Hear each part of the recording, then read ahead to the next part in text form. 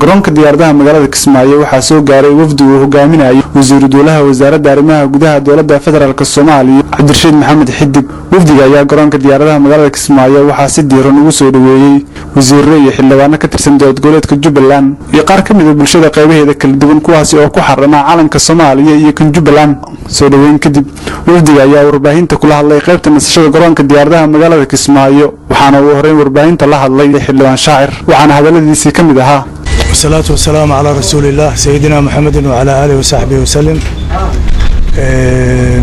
وما سنتين سو دوينتنا لو سو دوي جيجيد ديارadaha Kismaayo iyo qolka VIP-da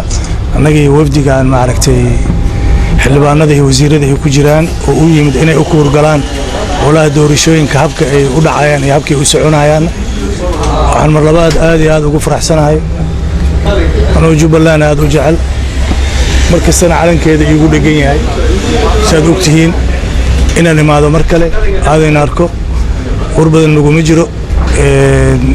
Jubbaland waa dalkeeni waxaan ku faraxsanahay horumarkii ay gaartay iyo wanaagga ka muuqda aad baan ugu faraxsanahay. sidoo kale waxaa isna dhankiisa warbaahinta la hadlay wasiirka wasaaradda dhalinyarada iyo sportska Maxamuud Owlibaax waxa uu yiri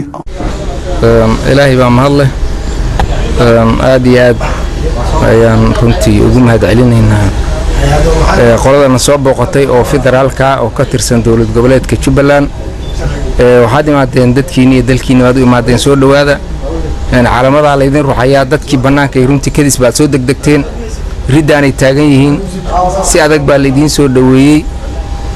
farxad iyo midnimo iyo walaalnimo ku soo dhawaada. ugu dambeyn waxaa isna dhankiisa warbaahinta la hadlay wasiir dowlaha wasaaradda arrimaha gudaha dowladda federaalka Soomaaliya ahna xildhibaan ka tirsan baarlamaanka Soomaaliya Cabdirashiid Maxamed Xidig waxa uu yiri Bismillahir Rahmaanir Rahiim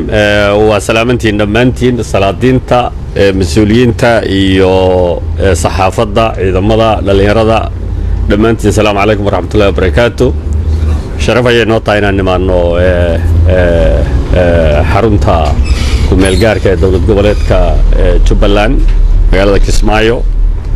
anagoo ah xildhibaano iyo wasiirro ka socda dowladda federaalka iyo baarlamaanka federaalka kana qaybna ka ah xubnaha golaha baarlamaanka ee Jubbaland waxaanan safarkaygu yahay inaan bulshada la wadaagno xilliga ay ku jiraan u diyaar garowga doorashada hadda la qaban doono